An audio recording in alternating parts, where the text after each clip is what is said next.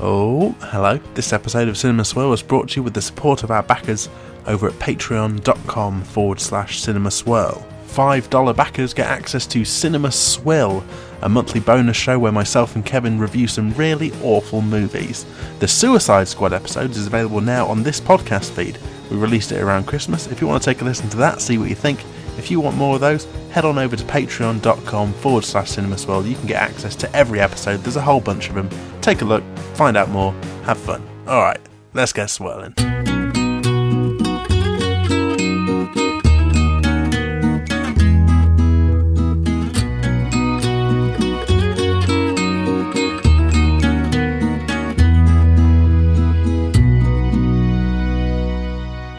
Cinema Swirl! Come here and give me them sticks. It's episode number 56, and we're walking through the large walk-in closet of Hollywood, California, rifling through the many sweater vests and turtlenecks of a disgraced producer, because they're all going cheap now, as we watch all of the movies that my OTP Sam, hello, has never seen. Hello, listeners. Welcome to... It's 2020. It's the first swirl of 2020. It's a new decade.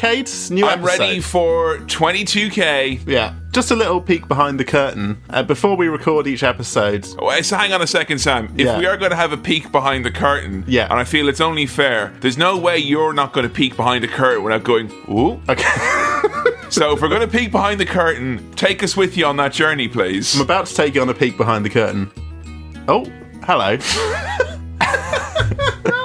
You may or may not be aware of this. Before each episode, Kevin sometimes asks me, like, oh, what episode number is this? Because we forget. Every episode. And then he'll be thinking... Every single one. thinking of the little rhyme at the start. And it was a really considered look you had for this one. You were, like, ruminating over this. And I was like, oh, okay. Come here, give me them sticks.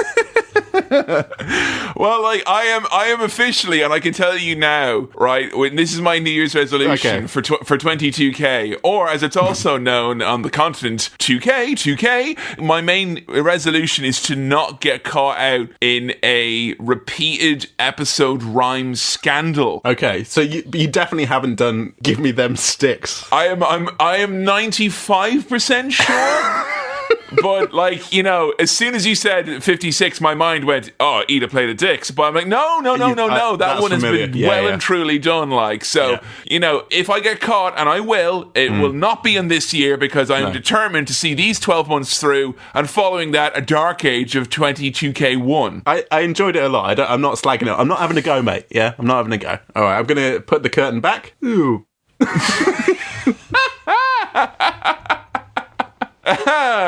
So, Sam, today we're talking about someone who enters this decade with a status as revered as Bill Murray had before we thought about it for too much of a time. It is everyone's favourite human being, Keanu Reeves. Everyone loves Keanu Reeves. He doesn't age. He's really humble and nice. I think he's got a small flat rather than a big mansion like the other Hollywood bigwigs. I didn't know that. And that's what I'm sure that's one of these memes that goes around on Facebook. It's like, here's Keanu Reeves. He's actually got quite a small, modest apartment rather than a big mansion. I was going to say, Sam, is that a top text or a bottom text, that one? Because that seems like quite a word salad there.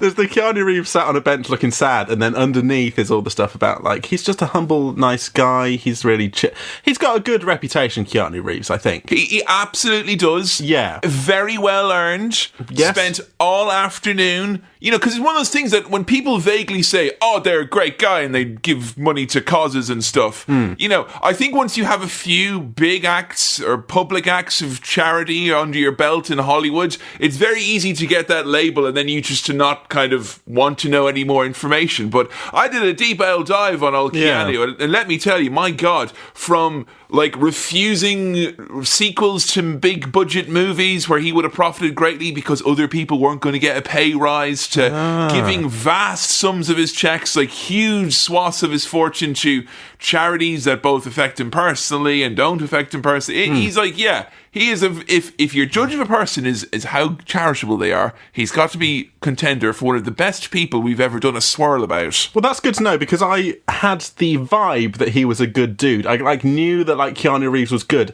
I had no basis of knowledge for really knowing why. But now you've told me some information. I'm like, okay, I can confirm that that's true. I mean, I didn't think it was based on nothing, but I kind of just was like, everyone thinks he's good, I'm going to assume he's good. And here's the thing, right? It's all right to be a top bloke or a top lass or a top whatever, it's okay to be someone who's very charitable and that's the reason to be loved. But I do think another element, a dimension to the Keanu complex is the fact that he has suffered many, many, many personal tragedies of a very tragic nature. Okay. He has had partners who have had miscarriages. He's had partners who've died. He had a sister very close to him who went through a lengthy battle of cancer. His father abandoned him when he was like 3 years old. He's had a life of hardship, and I think people in this old day and age like to find a happy story and someone they can point to and go, hey, there's someone who's doing something nice. And I think it's doubly pertinent that he's had quite a rotten time when a lot of people have had a rotten time, and then they feel that is justification to be a total ding-dong. But he's still a good egg at the end of all the stuff he's been through. So that's... He is, but that comes with the 2020 proviso that if something comes out... At time of record. At time of recording, yeah. Here, Sam, do you want to record the special bits we record every episode with a prominent white male actor when if they get disgraced, we can later edit it in? I always knew he was a wrong'un. Yeah, what an absolute bastard. But let's watch Bill and Ted's Excellent Adventure anyway. Let's bite our tongues and go through this hateful thing that none of us want to. And actually, and can you edit this bit in as well? Because I'd already said I'd always known, but just in case that makes me seem a bit too in the know and like I was silent or whatever. Oh, yeah, so I knew when everyone else knew. At time of record, when appropriate, in the event that it has come out, I was in the know. Yeah, okay. And so were all of ye. However, at time of record, good egg. Great Top reputation, bloke. Handsome man. Everyone fancies him. He doesn't age. He's going to be in that video game. Everyone was very excited when he turned up and said, "You're beautiful" or whatever. I know. People are like, "No, the new role-playing game. That's what's beautiful." And he's like, "Fair point." Yeah, the real beauty is video game. The saddest thing I ever saw Keanu Reeves ever say, and I'm not one for kind of hero worship these days or whatnot, but I do think he is a good egg, and I think he gives people a lot of hope and warmth, and he's a nice positive. He's like basically the human embodiment of Bon Appetit videos for a lot of people. I've never watched that, by the way, and I always see people talking about it. Is it real good? It's a safety blanket waiting for you, Sam. Okay. That's all I'll say, and it's been left on the radiator in the hot iron and in the hot press, and it's nice and warm. Maybe I should save it up, the discovery of that. It's a channel? Channel. Yeah, it's a channel. Yeah. Wait till you've had a real rough time and then use that for the recovery, I've got a whole smooth sailing to dig from into. There. Yeah. You only get one recovery from the edge with Bon Appetit videos. Use it wisely. But there was a time he was interviewed by Stephen Colbert, and I love Stephen Colbert. He's very good at what he does. Yes. And he asked him as a wacky last question. He's like, Keanu, what happens when we die? Just like waka waka. Yeah. And Keanu just went, when we die, those who love us miss us. And everyone in the audience went, hell. And Colbert just kind of almost looked like he was about to cry, and then everyone just started clapping because it was so sad. Wow. I mean, profound and true. Simple. Straight to the point. Here's a point that we should bring up about the results of this, and it was a comfortable win for Bill and Ted's. It was, yes. Their excellent adventure, their titularly excellent adventure. Yes. But also in this vote, we had Speed. Yeah, some sort of drug film, I think. Keanu Reeves just does heck of a lot of drugs, and he's still nice. He just gave more money. That's all he did, faster. Speed, or as it was known in Ireland, Fast. But there's also the third in this was John Wick, wasn't it? Yes. I've heard a lot about John Wick. You've not seen John Wick? No. As is the nature of cinema swirl. If it had won, I haven't seen it. Now, here's the thing, right? No one's really talking about it in the comments, but I looked at that and I kind of thought, just judging from its third place showing, I was like, is that basically almost like a de facto referendum that modern movies of any sort shouldn't be included in a swirl if Sam has not seen them. Is that jarring with the premise? I haven't opened up the book of rules, but I'm looking at it. I don't know. To be honest, I was the one who pushed for it to be included in the vote. We originally had Devil's Advocate. Ah, yes. I think that was just because I wanted to do Al Pacino impressions again. But I was like, hey, you know what? I wanted to watch John Wick because I've heard so much about John Wick and everyone's kind of, on the John Wick hype train. I thought it had been such a smash hit success and also a kind of cultural success that it might fit in within the swirl remit. I mean, it is a legit cultural phenomenon. Like, very few things have established their own niche quite like John Wick has, Did you say niche on purpose? Yes, of course. Thank God. I don't know where the cutoff is for modern or like in 10 years will we look back and think, oh yeah, John Wick is, I don't know. It's hard. It's hard because I wonder, should it be anything that was released after Sam went to university and then technically he was a big brave boy and all grown up in the world and that his media consumption was really his responsibility at that point. Is that a fair cutoff point? That would have been what, 2010, 11? Well, when I graduated. No, when you went to university. When I went to university, 2009. When you graduated into the big house of life. 2009? So I started? Yeah. So... I mean, that was a peak year for cinema, 10 years folks. ago. 11 years ago. And The Dark Knight Rises just misses the cutoff then, does it? Yeah, unfortunately, I have seen it. For fuck's sake! Why was I doing this? Seen it. That was going to be episode 100. Why was I doing this? I know. Come on, mate. Why are you being so serious? Am I right? Oh, God. Love it. But yes, it's an interesting one. The kind of modern swirls. The modern dilemma, we could call it. Yeah. You know what? Let's put a pin in that, and we'll come back to that at some point, because that's an interesting talking point, I feel. It is, and it's been released out now into the cinema swirls, We'd appreciate your feedback. Sure. Let us know. Where's that cut-off? Is there a cut-off? Should there be a cut-off? Is this modern dilemma something that you have strong thoughts on? cinemaswirl@gmail.com. That's cinemaswirl@gmail.com. Is this a case where there could be recency bias or not? I don't know. This is looking at recency bias in a whole other damn level, is what it is. We've got a hot potato on our hands. Hey, speaking of cinemaswirl@gmail.com, let's open the mailbag.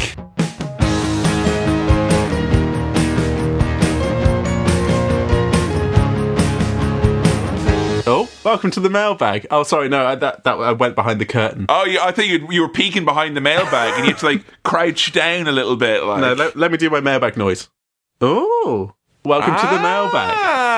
Thank you for all your bits and bobs, questions, queries, comments, other stuff that you have sent over to cinemaswirl@gmail.com. cinemaswirl@yahoo.co.uk. Try it, see what happens. Try it, who knows, Or the socials. The socials. New decade socials. Sometimes you gotta use them. That's what I've been saying for a good few years now.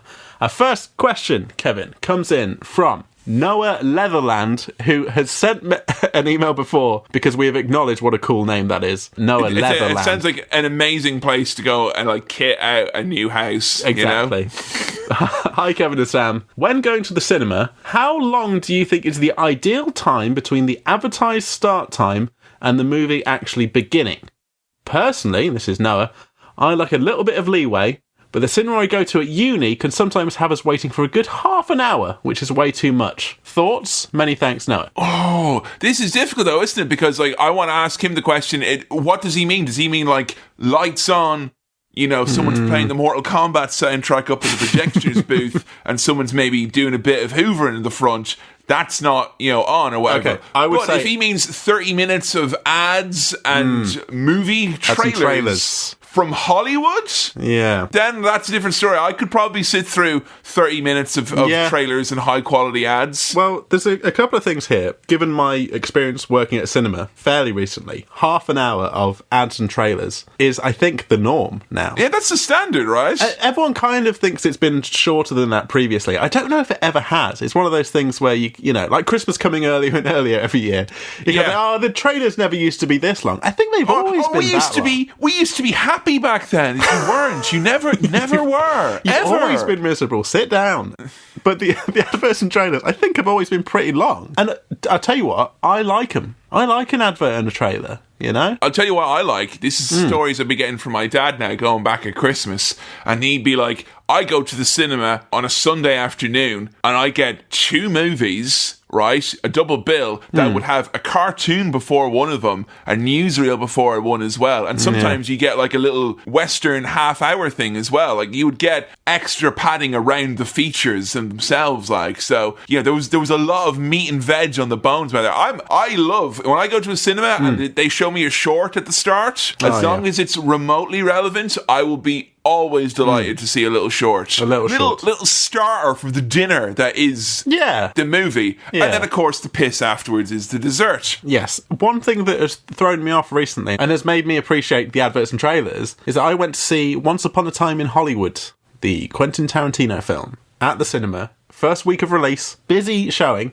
and I always get there on time because I do want to see the adverts and trailers, but it went straight into the movie. What? There was neither an advert nor a trailer. Just sit down. What? Advertised start time was when the film started. Where'd you watch this? In Quentin Tarantino's big garage, like? This was the thing, because I went to go and see it at the cinema I used to work at, which is and I can say it now because I don't work there, a Showcase cinema. Yeah. I went there to watch it, got there at the designated start time, and the movie played. This was first week of release. Now, my brother went to go and see it the next week at the same cinema and said, there were trailers and adverts when I went to go and see it. I was like, oh... Is this some sort of first week thing? Or is it the projectionist wanted to watch that Quentin Tarantino? I gotta get that yeehaw taste.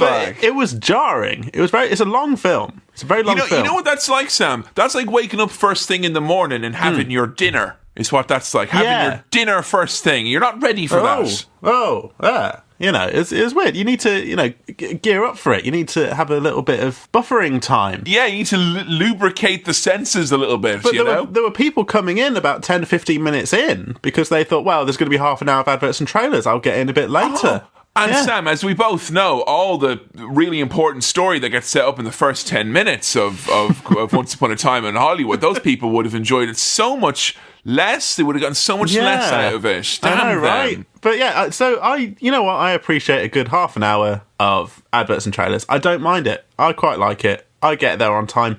I've been with friends to go and see stuff at the cinema quite recently. They've said, we'll just get there, 15 minutes after the start time. And I'm like, well, no, I want to get there for the adverts and trailers. Yeah, because you know what? I hate going in the middle of adverts and trailers and be like, oh, sorry, I've got a bin bag of sweets and I have to walk arse backwards, and hit everyone. Sorry, punching and elbowing everyone in the way. Oh, that's an absolute ordeal. Yeah. No one wants that. Go in, take your seats when it's nice and bright and you're sure that you're happy sitting there and you're sure that if someone else is going to be sitting in your seat because you've taken a pre-booked seat, that you're ready to tell them that they can't have the seat. In answer to your question, Noah, I don't mind it. I think that's half an hour is actually fine. It's pretty good. Just play the Irish national anthem 30 times. Just do that instead. So thank you for that. Our next question is from Steve, who writes on Facebook. Now, I think we've been asked this before, but it's the second part of this question that I'm interested in. So it's, what is your perfect cinema snack? It's a good question. We've been chatting about that before. Long time. Also, does it depend on what type of movie you're seeing as to what you eat? Now, that's the interesting nugget to me, is that does your appetite change depending on the type of film you're going to see? Does one subconsciously feel more inclined to have popcorn at a popcorn movie? Like a proper blockbuster. Yeah, I mean, I will avoid a larger drink for a longer movie. I know that seems counterintuitive. You think you want more glug to take you on the journey or whatnot. You're factoring in the wee factor. I'm factoring the wee factor, It's only a wee little factor that you have to consider at the same time. It's not that big a deal. But I try to, the longer the movie, the smaller the drink I'll have, because I can have a nice big, massive glug of something if I'm going to be seeing a toilet in 90 minutes time, See, if I was going to watch, say, The Irishman at a cinema, what would I be bringing to that in terms of your food choices? That almost feels like you need a proper dinner in the middle of it. Gabagool? Yeah. That one of the things? Yeah. And pasta. The best hot dogs in the city. That's another thing you gotta have. That also. Yeah, I don't know. It's interesting that. But even not at the cinema, sitting down to watch a film, whether the film itself dictates what you are in the mood to eat during it. Like, I like to watch a movie on, like, kind of a Saturday or a Sunday, like, early afternoon. If I'm going to have, like, pancakes, I'll watch, like, a Studio Ghibli movie. Yeah, yeah. You know, or if I'm going to have something sweet and fluffy and yummy, I'm going to watch, like, that or, like, a Pixar movie. You know, if I'm going to have something sweet like that, I will watch something kind of, you know, similarly sweet on my screen at the same time. That's kind of what... And I try to obviously avoid, like, any sort of snack of any substance when I'm watching a horror movie. And that was bad because I recently watched Hereditary, which I didn't like, and I purposely didn't have a snack while I was watching it. And then, like, and the last bit of the movie, I was just cranky because I hadn't had a snack. Right. And I felt like I'd wasted. The movie had not scared me enough to feel that I was warranted in omitting a snack. I think you're right with no snacks for a horror. I mean, The Thing, if you were having barbecue chicken wings with The Thing... It's not happening. In Domino's pizza or any sort of a saucy-based pizza, any sort of a fast food that has a bubble or a crackle to it, that's not going to look good on a lot of horror movies. You'll think you're eating the gore. Yes, you will. And there's some films that... some films that I think... no snacks at all, you know, not just horror films, but I think it almost feels disrespectful to some prestige art house dramas or stuff to have, you know, popcorn and a big drink. I don't know, maybe that's me getting all fuddy-duddy. I mean, I had kettle chips when I saw, like, a David Lynch movie recently in an art house screen, and that's a crunchy old affair, and I know there's a lot of soundscape and sound design, but thankfully the person had turned it up so much that I felt I could munch and kind of add to the ethereal droning more than anything else. I do find that those posh cinemas do sell, like, crisps and, like, really rustly, crunchy snacks. The higher quality the crisp, the more rustly it is. Sound like, this isn't a crisp, this is basically a potato pork crackling. Like, it's so crunchy. Kettle chips are loud, man. That's a loud crisp to crunch on. Not as loud as eating an actual kettle. No, you've got me there, mate. You've done me there. I've done you there. Yeah. So yeah, I don't know. It does vary a bit, I think, depending on what film it is. Let us know your movie food combinations, both in and out of the movie house. Right, one more question here for you, Kevin. This is for me too. It's from Tristan, who asks, cats. That's the whole question. Cats. That's not a question, that's an animal. Right. Have you... There's a film out, Kevin. Yes. It's called Cats. Is it? It's an adaptation of the musical. I'm already sick of people talking about cats, and I realise that in 6 months of time of recording... No, you're sick of it, mate. Well, what do you expect me to I'm say? Sick of you. Hanging up the Skype call, fuck this shit, I'm out.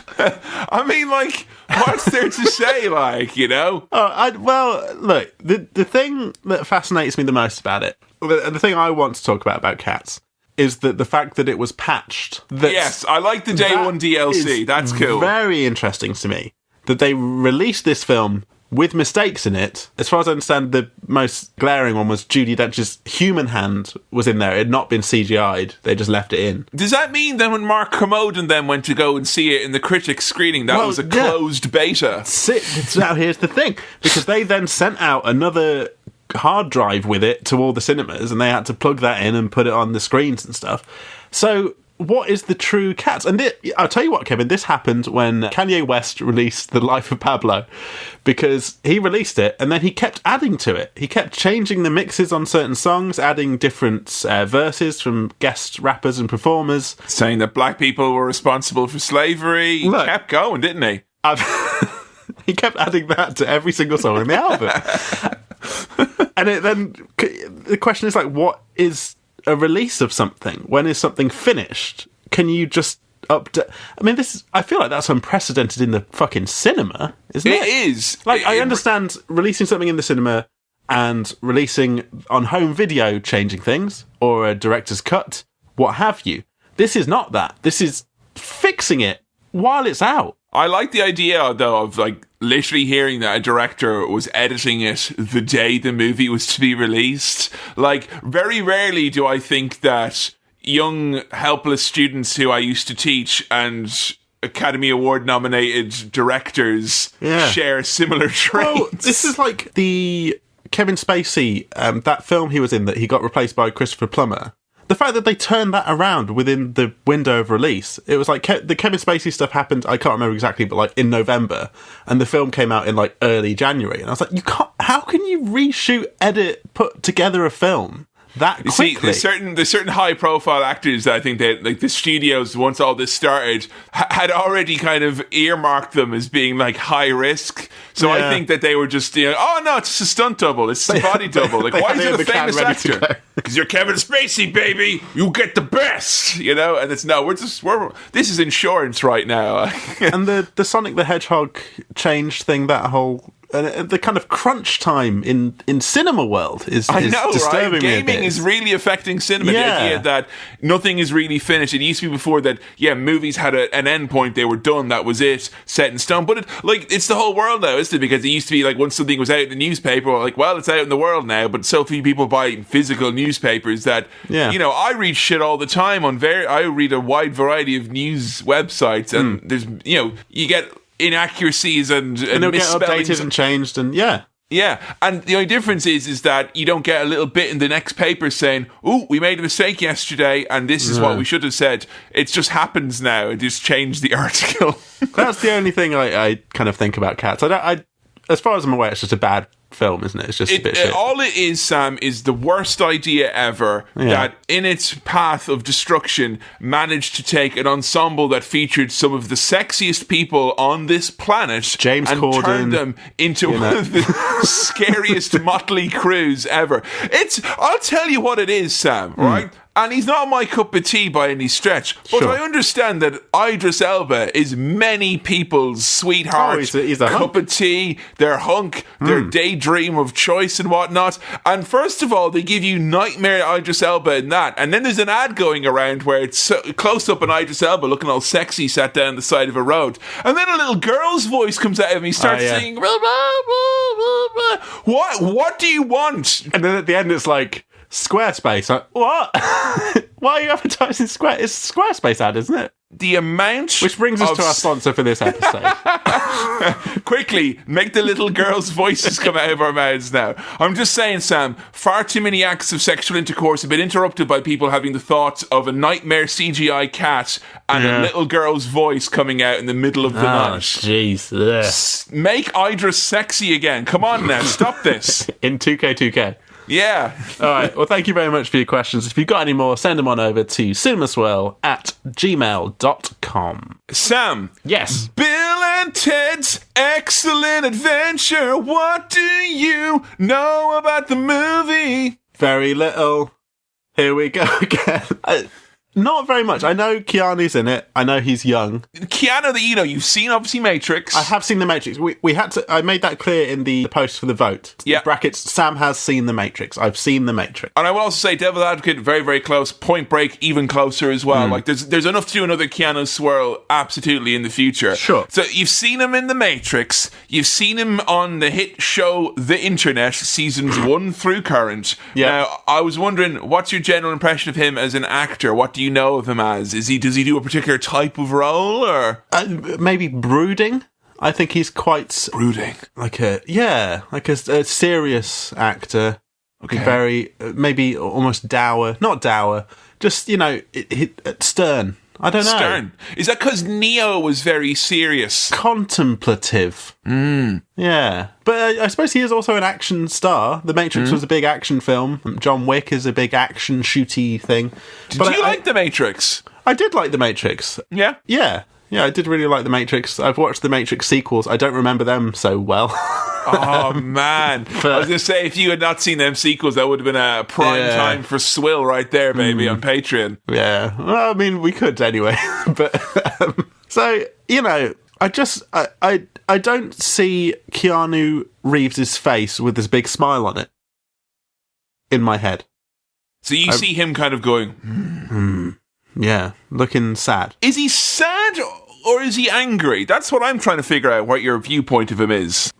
Maybe both. It could be either. I don't associate him with positive emotions. You know? Because that's just what I've seen from him culturally and acting and stuff. He's very, never with a big grin on his face. So, what do you know anything about Bill and Ted then, other than he's younger in it? From the poster, and I've seen the poster, yeah, it looks like a romp. It looks like a fun movie. I mean, we're going back to a time which has yielded, most notably on Cinema Swirl, mixed results. Yeah. I know we're going back to the 80s now, where, anytime 80s... I mean, do you know what type of movie this is? Do you think it's like for adults, for little kids, families, teens? Is it comedy, drama, sci-fi? I assume with a name like Bill and Ted's Excellent Adventure, it's a comedy, I think. Yeah. I think there's some time travel components. Oh! Basing that on the poster. What happens in the poster that gives you the time travel element? I've not even seen the poster that close up. I've just literally dumped it on a Facebook post. But it kind of looks like they're in the TARDIS, or they're outside the TARDIS, and there's some planets and stuff, and they're moving around. I don't know. I just get that sense, and maybe I've seen something here and there that there's some time travel element to it. I get this kind of mixed up in my head with Wayne's World, which I have seen. Oh, but that kind of, I don't know, dorky, slacker energy, that kind of, whoa, Timberlake, dude, oh my god, we're going to the Pearl Jam concert! Yeah. Oh! And the kind of, it's Wayne's World, Pie Time, excellent. But then the excellent thing, is that Bill and Ted? Because Excellent Excellent. Well, right, yeah. Right. Folks at home, I'm going to do the famous thing that they do after going Excellent. And Sam, obviously this is an audio podcast, so you won't see what I'm doing at home. But Sam, if you can make the noise that you think will happen with this. Excellent! Like a kind of guitar-y thing, isn't it? Or swing? Is it swing? Is this swing? Excellent!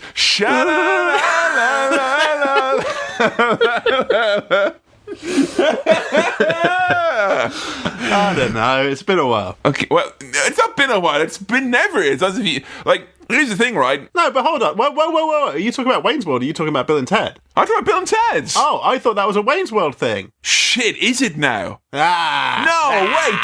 They do it in Bill and Ted's. Do they? They go, excellent. I thought that was... No, they definitely do. Sorry, who came up with this first? Because Bill and Ted came out definitely in the 80s and Wayne's World was definitely in the 90s. But they say Wayne's World Party Time, excellent.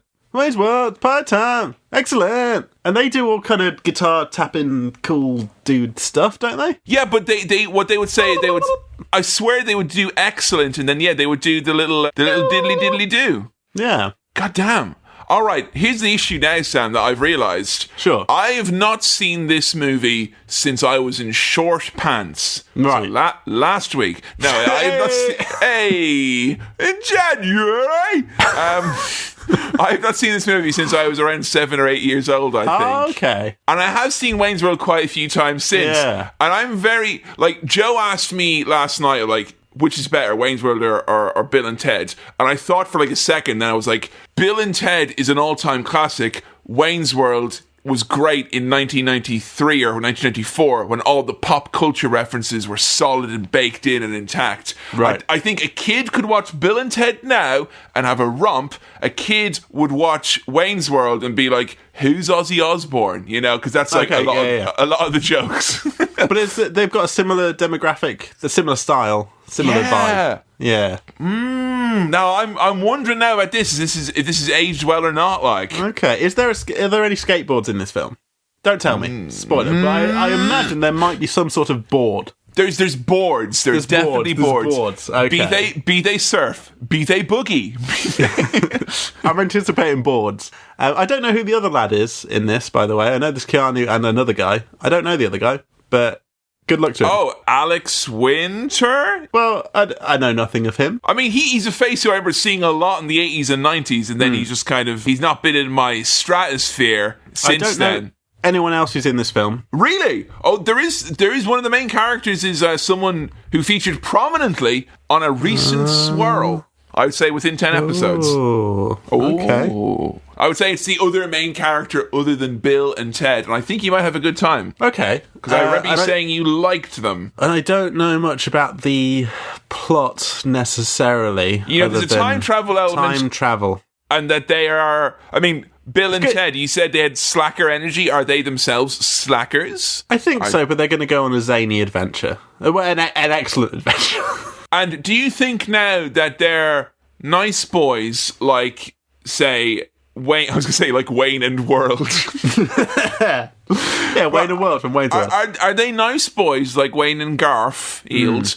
Or are they rotters like Beavis and Butthead doing like, you know, both still kind of layabout slackery types? One is evil energy, it causes tricks and pranks. One is good energy and causes parties and Queen sing-alongs. I think they're well-meaning and harmless and just kind of doofuses who are doofuses. Okay. Scraping their way through and just having a fun time. They're just out to party. They're kind of like an Andrew WK figure.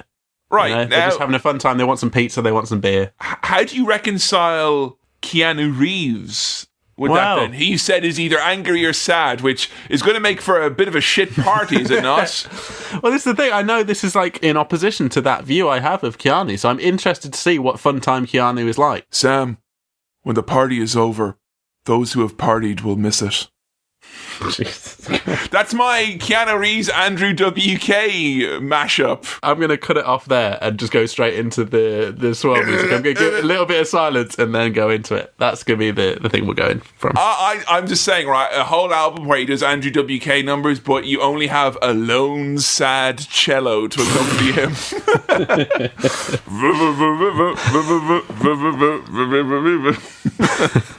You know what? I don't know much about this, but I'm excited. I am You're excited. excited? You mean 80s comedy, though? Or is that always something that you're excited for? I mean, I know Ghostbusters infamously didn't really make you laugh a whole ton, despite everyone saying it was a definite comedy classic for you. I don't know. I feel like this is going to be a light-hearted jape, I hope. I'm in the mood for that kind of thing early in 2020 here. Now, this is a jape and not a romp that we're predicting here. Those are very different things. Okay, just so we know. A jump. Now, if this is to be funny and be a feel-good, funny movie, is there a minimum number of laughs that you feel you need to have? Because I think Kermode has like a 3-laugh rule. Like, if it's a comedy, you need to audibly laugh thrice or thereabouts. Well, I don't know what the limit would be, but I'm going to track the laughs. I'll do some laugh tracking for you. Good. I won't be recording a laugh track. I shall be tracking the laughs. And I want that to be biometric data that's then uploaded onto our socials so everyone can see that, like, you know, see the peaks on that graph. Well, my new Fitbit has laugh tracking as well, so it can tell. You know what, Sam? I'd rather actually keep the data separate, so if you could wear one Fitbit for your normal biometrics and then a separate one just for laughs, and then you'll be really, you know, and you can then check if your heartbeat is same on both hands. Okay.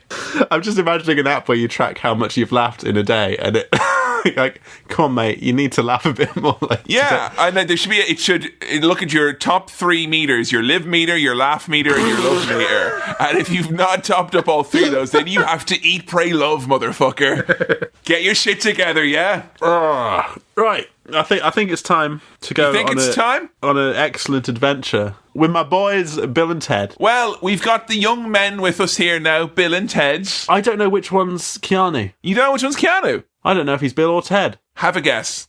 Does he look like a Bill or a Ted? He looks like a Ted. Yeah, interesting. Yeah. Well, we have the young men in the back there now. Hold on, actually, he looks like a Will. He looks like a Will. Does he? Yeah. I just immediately... Will, it's so funny, my default for Will is Will Smith, like, that's immediately who I think. And young Will Smith as well, like in that new movie. Will Smith was offered the role of Neo in The Matrix. He was. And he turned it down to do Wild Wild West.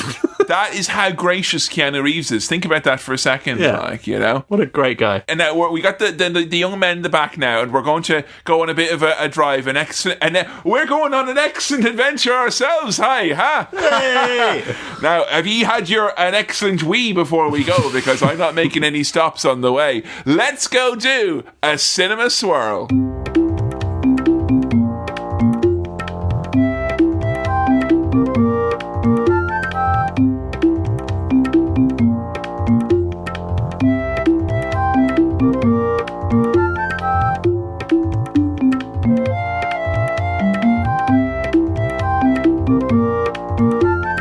And we're back. Bill agus Ted. Achtra Iontok, Bill agus Ted.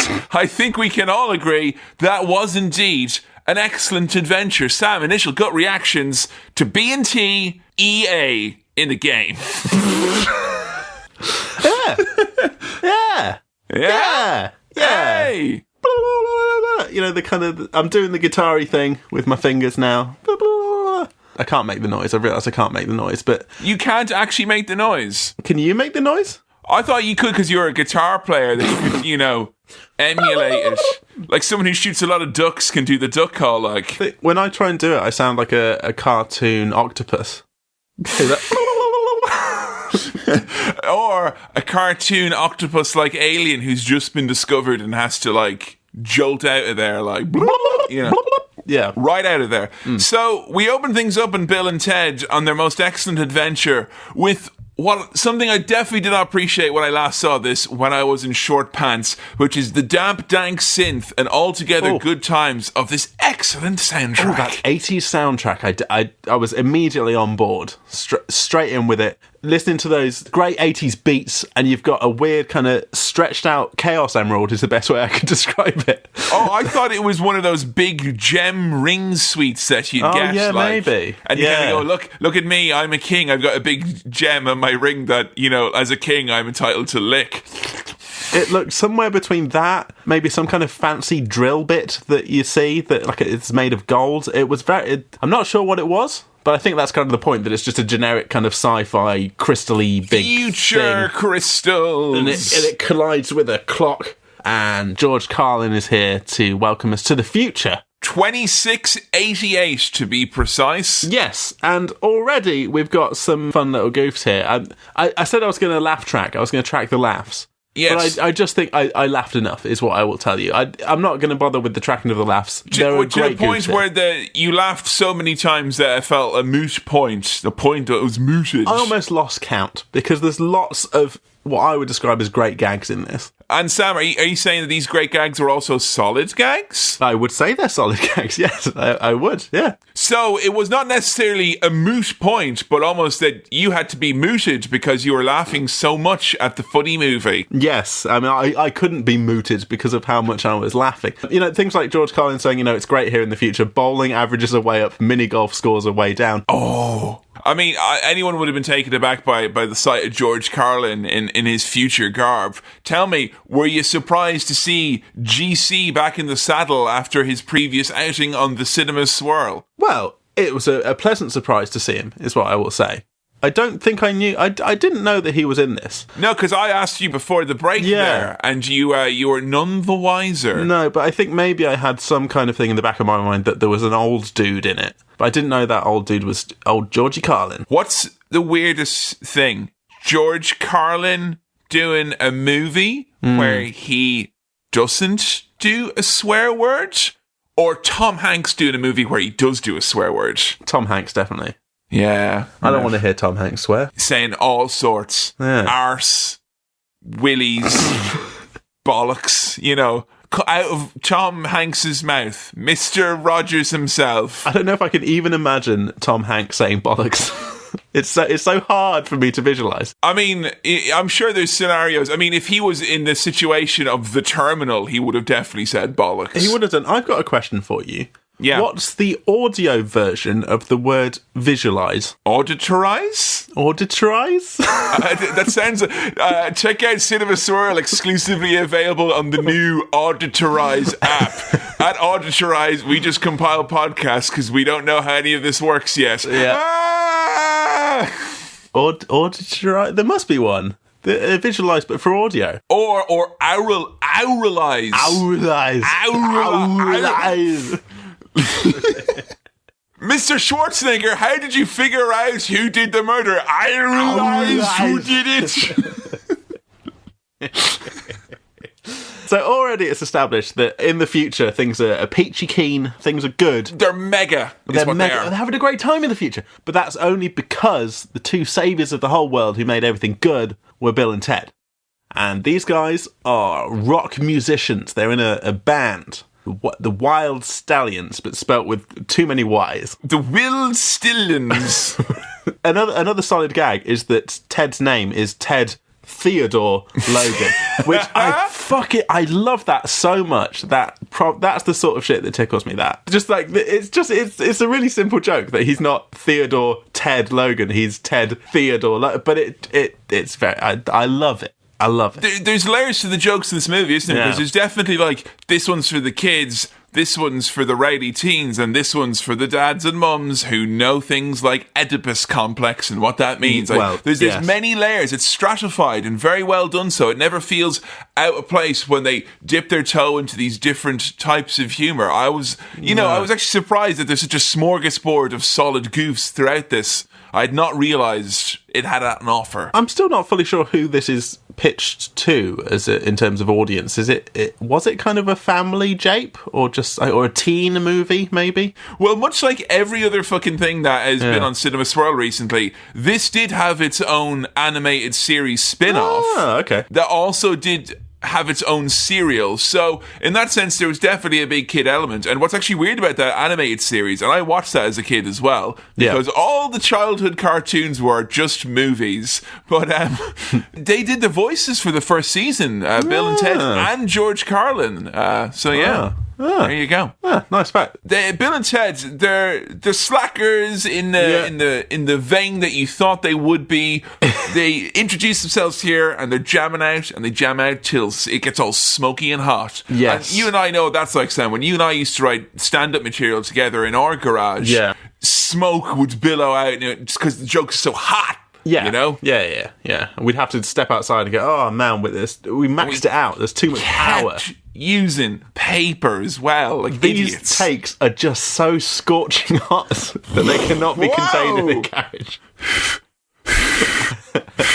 But they're slack. They can't really play their instruments. They're just kind of playing at the idea of being in a rock band. They're filming each other. They want to make a video before they can actually really play any music. And the solution to that for them is to just get Eddie Van Halen to come and play guitar for them, which is very cute. Sam, are they what some in the scene would call posers? Posers.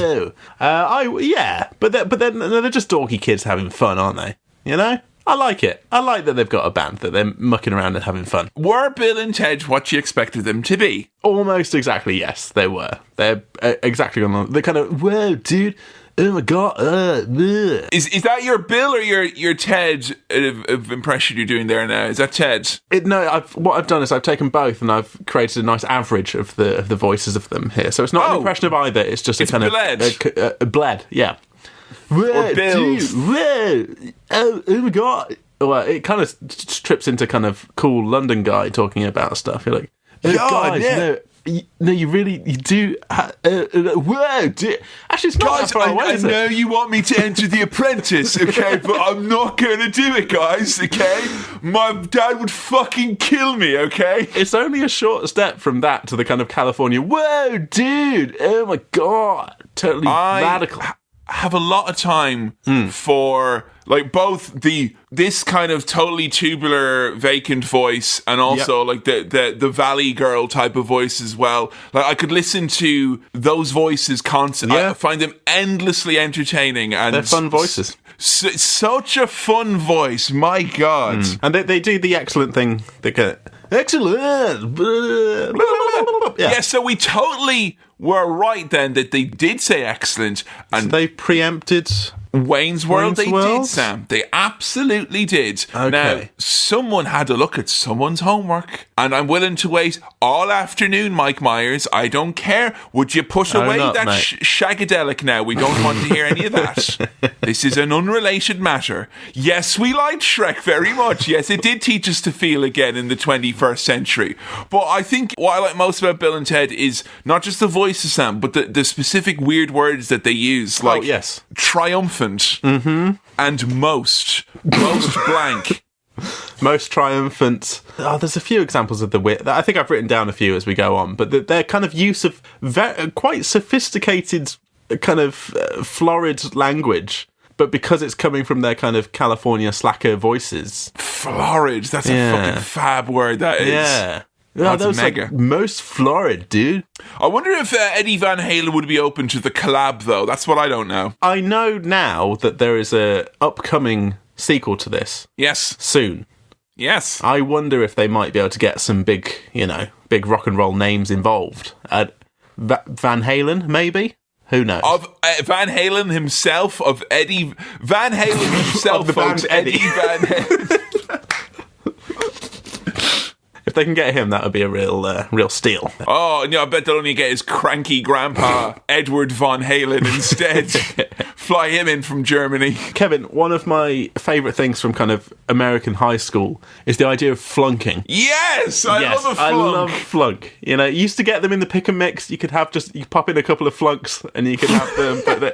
And they were quite light, but they were big, you know. But if you had too many of them, you'd flunk out, though, wouldn't you? That's what would happen. Flunking is just failing, isn't it? It's big failing. You flunk it. Yeah, but in America, it's weird. It's like, instead of just like failing and being like kind of like we brand you with that, like, you failed. Like, think about that. Instead, in America, it's like you have another go at it and you go to summer school. I don't want to go to summer school. Yeah. I want to go to camp. They're flunking their classes, so unless they get an A+ on their big report tomorrow, which is an oral report, then they're getting fully flunked. I just love the idea of flunking. It's great. And that the teachers are saying you're flunking. It's not like that's their cool way of saying we're fake. Like, oh my God, we're flunking out. That like, this is the agreed upon term. And not only are they flunking out in class generally, within the class, I didn't know we were going to surfing because this was a total wipeout when these guys can't answer any of the basic historical questions. And I wrote down this scene, but it's me asking you about Lord of the Rings characters in a blazer with my hands on my hips. Who was Sauron? The short dead dude. He was like a Lord of the Ring dude. Who was Joan of Arc? Noah's wife. Again, like, solid little gag there. Simple, solid gag. They make a very good point here to point out that the teacher and even the students themselves understand that Bill and Ted aren't bad, they're just dinks. Yeah, they're not bad kids. They're nice kids. They're doing their best. Well, they're not doing their best, but they're not harming anyone. They're enthusiastic about the learning, but they can't put two and two together or even pay attention to know that was the operation in question. They're too focused on wheeled stallions, aren't they? Exactly. I mean, everyone's focused on their scallions when it's coming up to the harvest, Sam. So this movie, pretty much guaranteed, this is like the load-bearing pillar of the stepmom porn sub-fetish genre scene. I mean, it's a category because of this. Bill's stepmom, who they point out straight away, was a senior when they were in school. And she has the name Missy, but she corrects him every time to make him call her Mommy. Yes. And it's so tense and fucking weird. Oh, God. I'm not fully on board with this, and you are right that it seems to have inspired a whole almost generation of pornographic producers to make stuff like this, where that's the whole gimmick. Look, I know Stacey's mom has got it going on. I'm not denying that. Yeah, and you've waited apparently so long. Yeah, it's very strange, and the whole thing about like the dad going out so with creepy. But like the only thing the way it's played for Yucks is that he kind of everyone fancies his stepmom. Yeah, and he also sort of does as well. Yeah. Oh, he definitely does, and he's definitely conflicted about it. It's meant to be funny that he's attracted to a person who is against his will, his mom now, and they've basically created the plot of every so much pornography that has ever been conceived. So much out there. So a contrast to that, Bill's dad is a sleaze, but Ted's dad is a total hard ass. And Sam, we all know if you flunk out, your ass is going right to military school, young man. This just feels like a big long list of cliches of this kind of, and I'm probably basing that on The Simpsons, the idea of flunking and going to military school, because I watched one episode of The Simpsons where they got sent to military school. But in The Sims as well, Joe pointed out to me in The Sims, if your kid is naughty, goes to military school. I could think of at least a dozen kind of cartoons from kids from Disney and Fox Kids and Nickelodeon where military school was an omnipresent worry for various children. And I was wondering if, because this all happened around the late 80s and early to mid 90s, did military schools get a kind of a bit of a bounce from all that kind of word of they mouth? got a bit of extra publicity. Like, oh, maybe this would be right for my terrible child who I hate. Oh, not from the kids who would be like, oh, I've heard about military school from these films where they say it's an awful punishment and you wouldn't want to go there and you'd have to travel through time to avoid going to military school. Yeah, so you got all these like savvy kids, like where like kids from recess, their parents are like, yeah, you want to go to military school? It's like Disneyland. Like, no thanks. Almost got me. I know that it sucks and it bites. More kind of sci-fi world here, because we've got George Carlin. He's being sent back to stop the lads from separating, because this is all building up to the fact that if this goes ahead and they fail their report and they go their separate ways and Ted goes to military school, Bill goes wherever he's going to look at his perv on his mum or something, then the universe is going to go horribly wrong and everything's not going to be okay, because the foundation of the whole society in the future is based on Bill and Ted's rockin' band. I love what a strong, silly premise this is. Oh, it's great. And they're obviously, like, it's tongue-in-cheek. We know how stupid this is. We've got, you know, George Carlin putting on funny sunglasses to go back in time just because it looks cool and sci-fi-y. The phone booth now. Here's the question. If someone was looking at the homework here, these people were certainly looking at someone else's homework. Oh, it's a TARDIS, isn't it? No one's going to notice me nicking it from the swatty British exchange student over here, like, you know? That's obviously a loving tribute to Doctor Who, isn't it? Must be. No, Dr. TARDIS is who it is. Oh, yes, sorry. Actually, the name. And it was actually David Tennant in the rebooted one who pointed out that the character's not called Doctor Who, he's called Dr. TARDIS, and he made them change it on the credits. So I'm sorry, Sam, I'm bluffing, because as I've mentioned before here, literally no one in Ireland watches Doctor Who. Like, no literally one. not a single person. No. We haven't even got an equivalent like Dr. Hat. We haven't even got that, you know, so we've no... Or my proposed series to RT, Dr. Come here and I'll look at it. Be excellent to each other and party on, dude. These are said by George Carlin and his kind of future society people. It's a good thing to live by, isn't it? Yeah, they're nice philosophies to have. Be excellent to each other and party on, dude. Oh, now, that's a problem, though, because some people might think that might be an excuse to party hard. No. Wait, when will we party? When the party is right, we will party hard. And like, but that's too loose a criteria. And then it's just non-stop partying is what you're saying. No mention of the strength of the party, but just that the party must be going on. You must just keep partying. Good, be excellent to each other, and now and then have a few friends around and have a really great time. Yeah, that's still partying. Yeah. But they should know which bins to be putting stuff in, because otherwise it'll just... Like, any good from a party will be immediately undone by an hour going through 3 bins. No, you know? And yeah, maybe that could be the new philosophy for the new world. Yes. The boys are trying to do their studying, but Bill's stepmom is leaning forward in front of them. And they Kevin, they see such a tiny little bit of boob, and they're all like proper slack-jawed, wide-eyed. Yeah, it's all very silly. And they're trying to study, and then like their dad comes in naked. He's like, "Get out of here! I want to have sex with my hot wife." And they're like, "Ah!" And it's very uncomfortable. And he's like, "I want to have sex in my son's room." Well, fucking weirdo. My son. So gross. Yes, do it. Have sex with me in your son's bedroom. I will. Get out of here, my son. Let me use your bedroom for sex. I mean, when that was like very, very heavily implied that that's what was about to happen, Ted then goes, "Oh my god, dude, he's gonna like bonk your mom in your own bedroom." I'll tell you what, that was not being excellent to your son. Was it? No. It might have been partying on, but it wasn't being excellent. I mean, I just hope... Do you think Dad would change the sheets afterwards? Oh, shit. I hope so. I'm just saying, like... It's... come on now. Lines are crossed here. Thank God George Carlin falls out of the sky into the Circle K parking lot to prevent all of this nonsense from going on any longer. I like that they tempered their crazy words at this point, because we get, "Whoa, not bad." Like that. And Bill and Ted meet Bill and Ted from the future. I do love, future and past versions of themselves meeting each other. That's fun. A little bit of split screen. Yes, please. What number were they thinking of, Sam?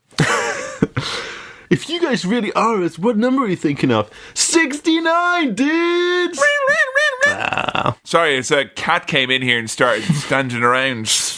Off you go. There. Hey, Off you go now. Yeah, 69. It's the fun sex number, isn't it? I'll tell you what these two coming back from the future is. It's basically an ad for the second act. It's like, oh, this next bit is fucking brilliant. There's like time travel. You go on an adventure. There's princesses. I'm giving you a clue that you need to wind your watch. Yeah, it's like a little like coming up later on Bill and Ted's Excellent Adventure. All this stuff. So you got that to look forward to. So go have a wee now. You know, bodacious is a good word that they use. Oh. Bodacious is a word that has excellent mouthfeel. You know, it really does. Bodacious.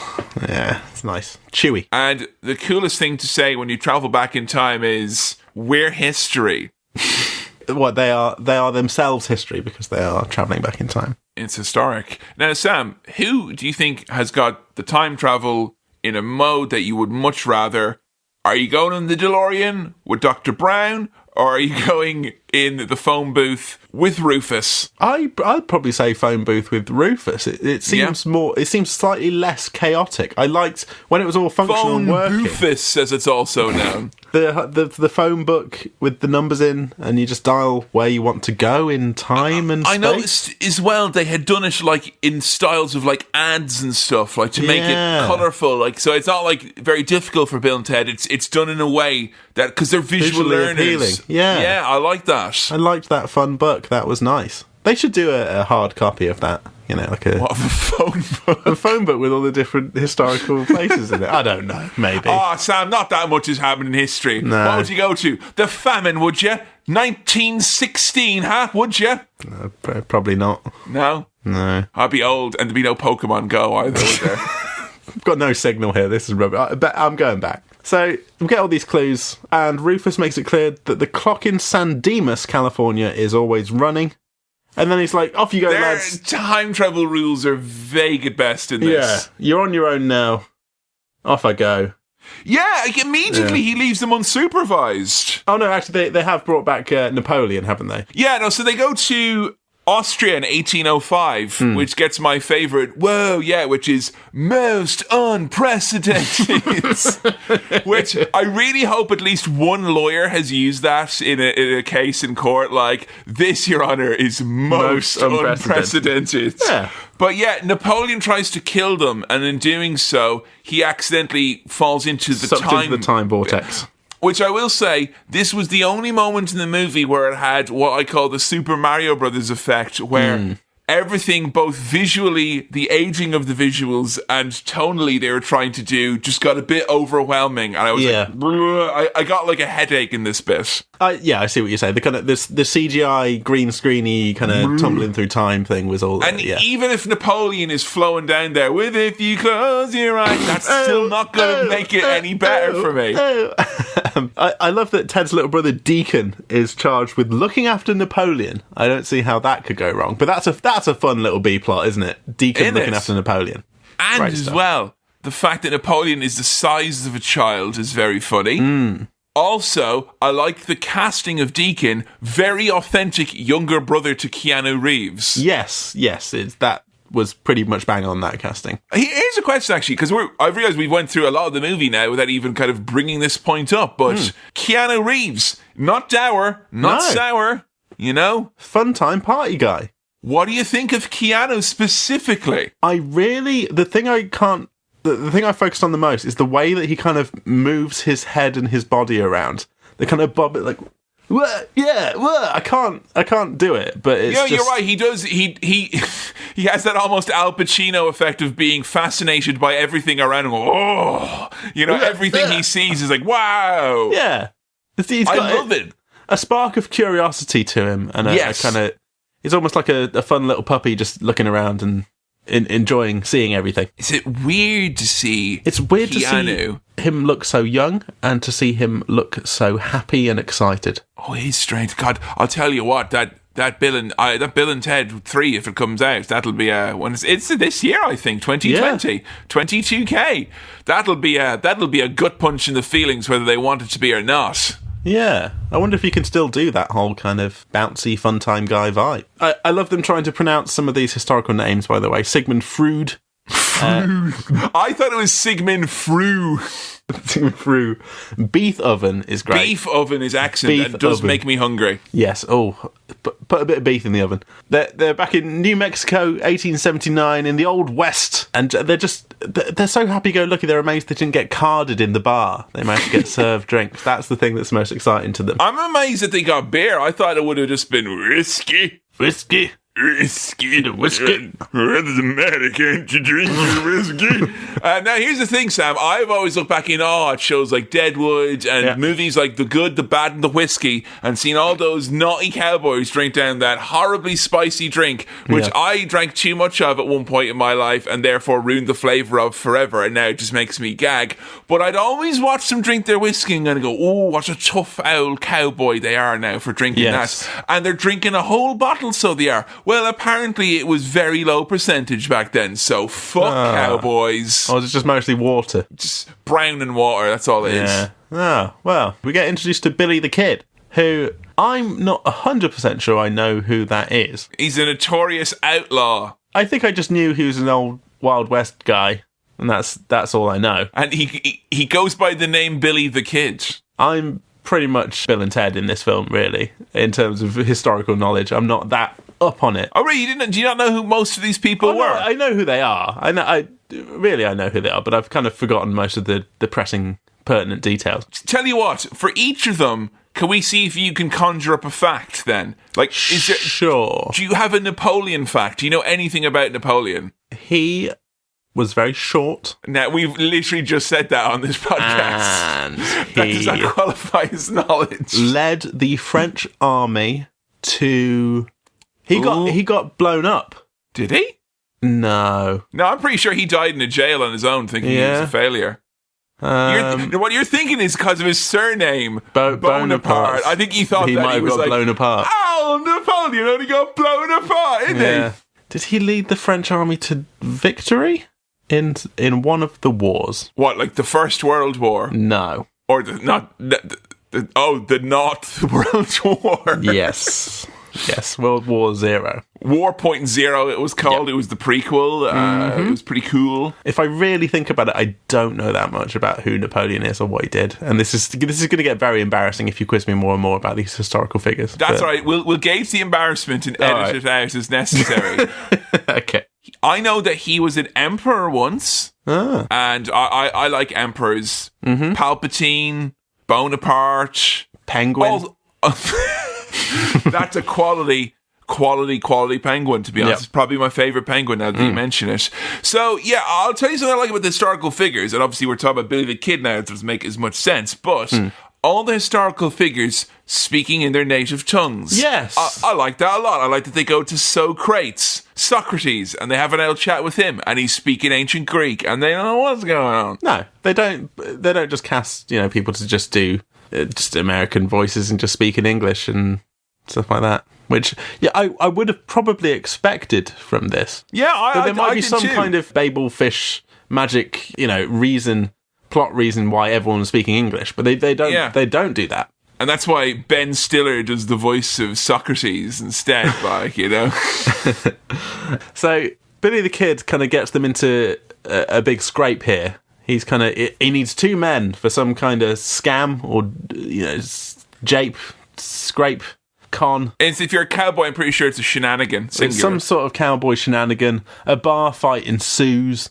The boys give some cowboys a wedgie, I think, at one point, and then they escape with Billy the Kid all the way back to Athens, 410 BC, baby. Now, Socrates, who they pronounce as Socrates, after already calling him Socrates, they give him all his best ideas. Yes. Pretty much every single one. All we are is dust in the wind, dude. It's that, I had your familiarity with hair Socrates? metal.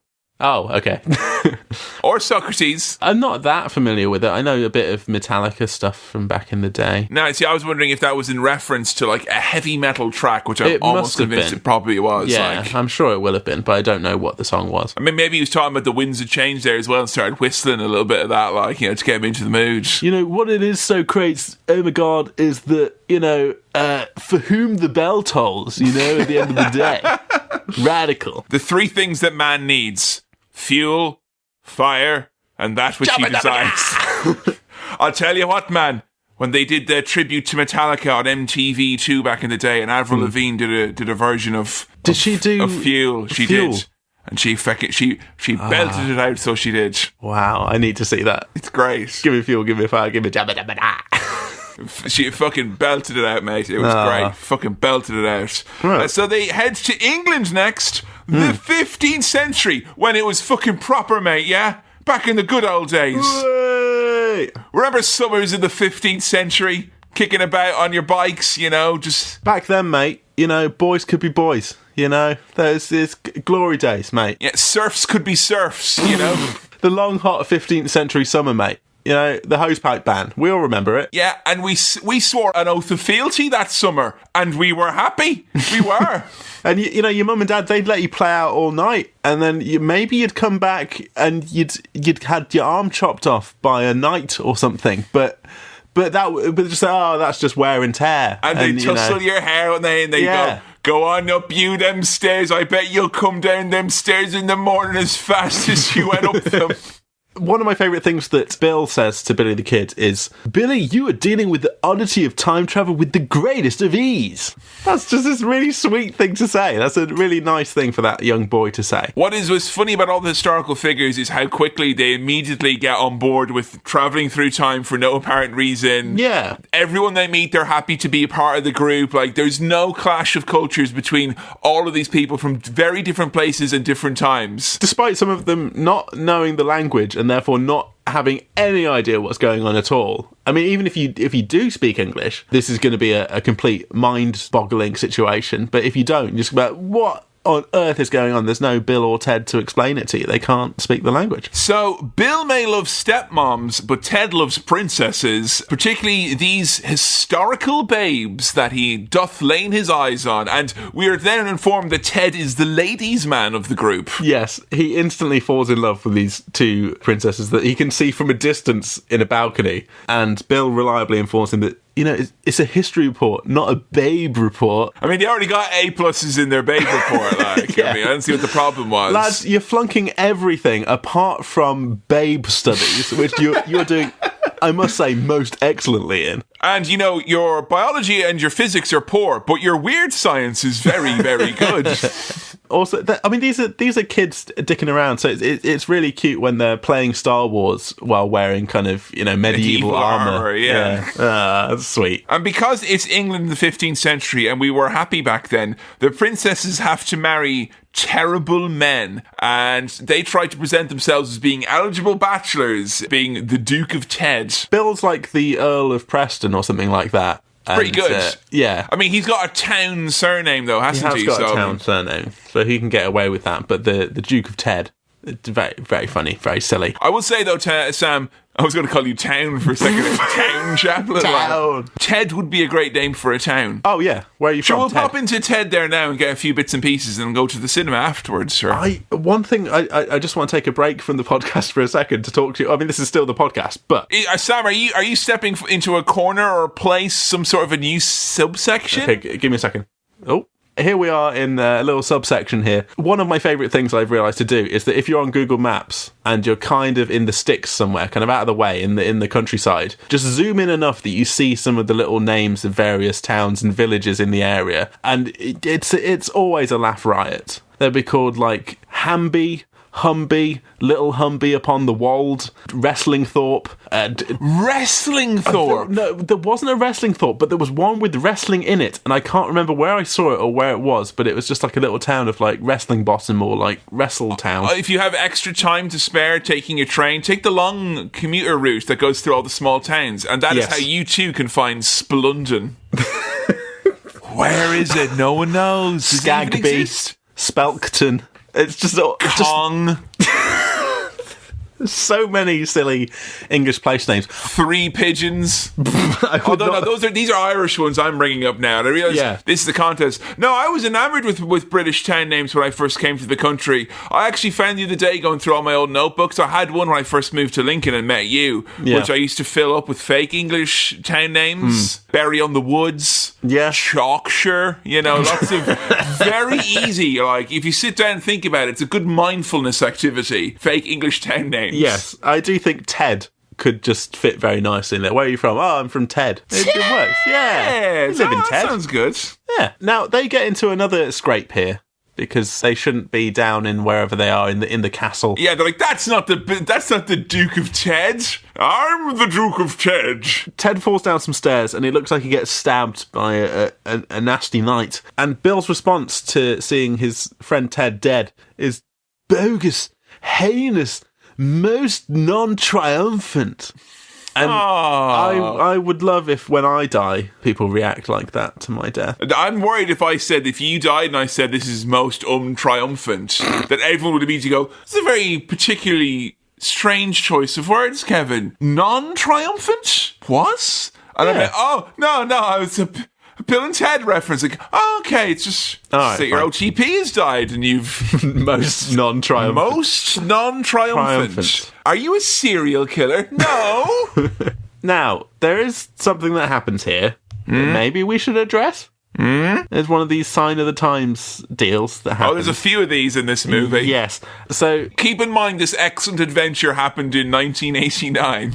Yes, so what was excellent then may be weird and scary to you now. It turns out that Ted's alive. He fell out of his suit. He saves Bill by bonking a medieval dickweed, and that's a quote, on the head. And they hug. They're reunited. They hug, and then immediately they say a bad homophobic slur. But it's not good. And I think the actors involved have both said they cringe at it and they wouldn't do it now, and it was just and reflective of attitudes at the time and things. That's not excusing attitudes of the time or suggesting it was anything. I mean, it's in there. And I'll tell you what, it does. Even though there's a few moments where it kind of the age of it shows a little bit later in the movie. This is, I would say, like a sore thumb degree. Like this is a very flash out of nowhere. Like if you were watching this movie, you would not be expecting at this point having the good time for that word to appear. No, and it mostly has a pretty spotless record apart from some really big spots here. But it's, I think in terms of films from the 80s aging badly, this has done all right compared to some. I mean, where would you put this up against, say, like Back to the Future, which had some dodgy-ish bits in it when we were watching it? And I know Ghostbusters had a few bits, again, that were slightly, like, passé in this day and age. I think this comes out mostly all right. Yeah. Surprisingly all right is what I would say. Not like, was it Ace Ventura when we avoided that by a frog's hair? Boy. And everyone's like, whoa! When you watch that movie, you will never think of the 90s ever again. Bill Clinton will be your least favourite president.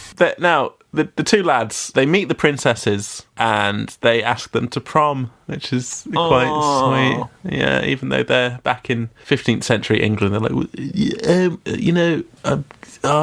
reciting a message of love. Will you come to prom with us, dude? Like, prom sounds like a feudal lord that they would pray to. Like, Prom, all hell strong Prom. in his castle. Prom's grip on the Midlands ever stronger as he squeezes more gold from his serfs. Another solid historical gag is put them in the Iron Maiden. Iron Maiden? Excellent! Execute them. Bogus! They're kind of like Pokemon, aren't they? Just like with their little, noises. They're very easy to write for Bill and Ted, I imagine. They are. I would say so. Now, they get caught and punished and they're going to be executed. The phone booth is carted in front of them. I was like, what happened to Billy and Socrates here? What's going on there? And it's a ruse, mate. They've been hustled. It's the old switcheroo. They've switched the briefcases, mate. They're the executioners. It's a trick. They escape on a wagon. Off they go. Yeehaw. 15th century England. Who would have thought Billy the Kid and Socrates would be such a fucking powerful unit? A great team. Yeah, a proper tag team. Now, they go to the future. And at this point, when they go to the future, the soundtrack has some interesting developments and basically get a phone and be like, Bono? You know that 1992 U2 sound you're looking for? Well, take a listen to this.